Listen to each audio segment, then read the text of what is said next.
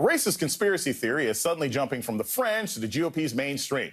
This week alone, multiple top elected Republicans parroting the language of the so-called replacement theory, a paranoid notion that shadowy elites want to somehow replace white people with immigrants of color. Lieutenant Governor Dan Patrick of Texas hitting all the notes of replacement theory in an interview on Fox last night, warning of a, quote, revolution. The revolution has begun, a silent revolution by the Democrat Party and Joe Biden to take over this country. We need every state, every red state, because the blue ones won't do it, to send and invoke Article 4, Section 4 of the Constitution to tell the president that we are being invaded. Our government that's run by our citizens with illegals who are here, who are going to take our education, our health care, all. So it's government, it's politics, it's health care, it's safety. Remember, this is the same network that had the guy 15 years ago saying we need to have more white babies. Look, this fear-mongering is also now making its way to Capitol Hill. And I'm not talking about the notorious, MTG. We know about her, or even Matt Gaetz. It's coming from the third-ranking Republican in the House, Congressman Elise Stefanik, who replaced Congresswoman Liz Cheney after Cheney wouldn't stop criticizing Trump for the January insurrection. This week, Stefanik placed a Facebook ad claiming that Democrats are seeking a, quote, permanent election insurrection by expanding pathways to citizenship. You can see a massive group of people, immigrants perhaps, reflected in Joe Biden's sunglasses. Now, the replacement theory itself is not new. In 2019, the New York Times reported on its racist and colonial roots and its increasing embrace by some in right-wing circles. Through the Trump era, Fox's loudest voice, Tucker Carlson, picked up the theme, and he's continued throughout the Biden era. The left and all the little gatekeepers on Twitter become literally hysterical if you use the term replacement, if you suggest that the Democratic Party is trying to replace the current electorate, the voters now casting ballots, with new people, more obedient voters from the third world. But they become hysterical because that's what's happening, actually. I mean, from like swollen parts to immigrants coming over to school. What's the difference between this guy and Alex Jones? Look, Tucker Carlson has been pounding away at this nonsense for a while. But what's new tonight is that top elected Republican officials are getting more brazen about adopting the same ideas.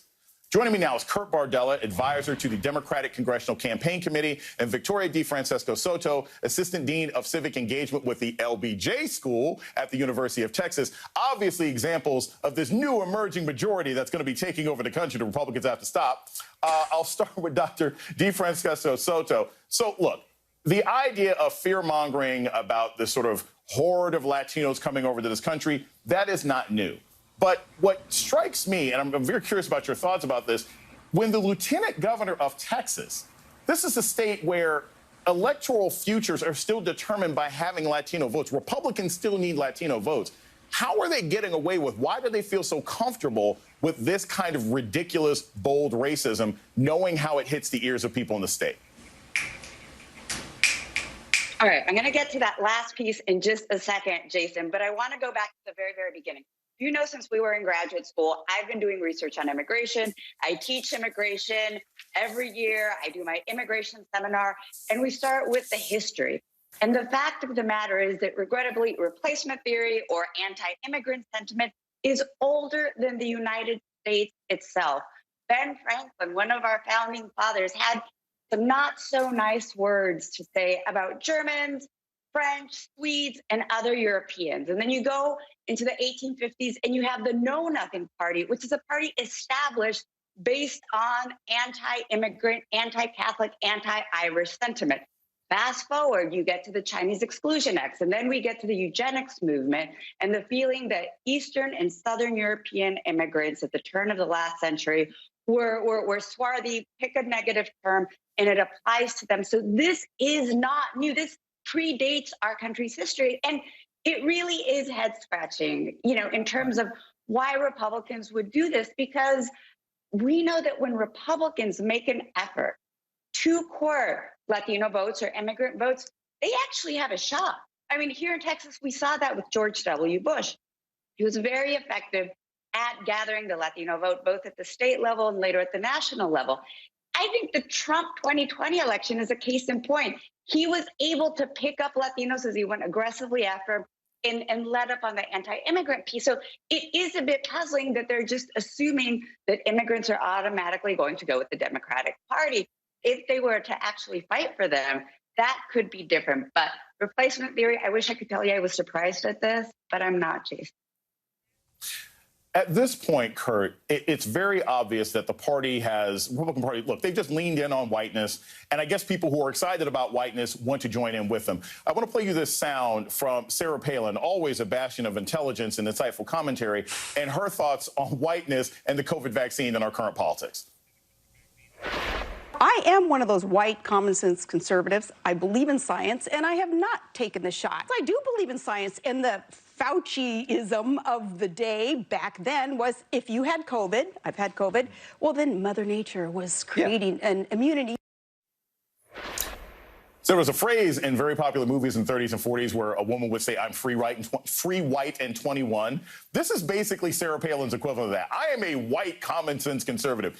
You know, Kurt, look, Sarah Palin doesn't have the best record when it comes to winning office or supporting people for going office or even having television shows that are successful. But my thought is, when you say things like that, when you turn COVID vaccinations and political behavior into an identity issue of whiteness, how effective is that going to be in states like Texas, in states like Virginia, in states like Georgia, where you can't just win with white people alone voting? Well, Jason, I just look back at the 2021 senatorial election that we had earlier this year, how that went in Georgia. Not too well for these folks.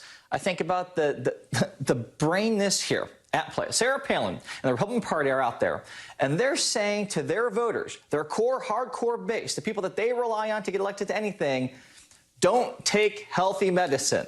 Their plan is to literally kill their voters in order to show off and own the libs and all the nonsense that we hear from them. And there is zero political strategy behind it. It is very simple what has happened here. The Republican Party has been hijacked by a bunch of racist, ignorant fools, and instead of divorcing themselves from that, which they actually talked about doing way back when, instead of embracing a political strategy that can actually reach minority voters and appeal to immigrants like they wanted to do during the Bush compassionate conservatism times, they have instead doubled down on a minority plan that at the end of the day isn't going to work, and it hasn't been working. I mean, how many elections do these guys need to lose before they realize that all they're going to do is keep getting smaller and smaller and lose more and more? We saw this already play out in California. California used to be a Republican Party stronghold, a Republican governor, Republican-dominated state legislature, Republicans in every statewide constitutional office. And what happened? They went into a racist, anti-Hispanic agenda, and 2 generations later, they were wiped out of office. Democrats took control of every office in California. They had a veto-proof majority in state legislature. A Republican can't get elected dog catcher statewide in this state. That's where the story ends for the Republican Party. I agree with everything you said, Kurt, and not just because we have matching outfits today. Dr. DeFrancesco Soto, so when it comes to this replacement theory, though, I just want to say this very quickly. Do you think it is now mainstream, or do you think it still remains on the fringe? Because that's the real concern, from people marching in Charlottesville saying you will not replace us to now being echoed by Republican Party leaders. Is this now going to be the main message of the GOP? I think it's always been mainstream to a certain impact. I'm thinking about Sam Huntington's work. I mean, Sam Huntington, Harvard professor, you know, the Hispanic challenge that came out. So I've never seen it as fringe. I mean, it has been with our country forever. There have always been substantive segments of the population that have anti-immigrant affect. So I may be the odd one out here, though. I share your cynicism. Kurt Bardella and Victoria DeFrancesco Soto, thank you so much for joining us this evening.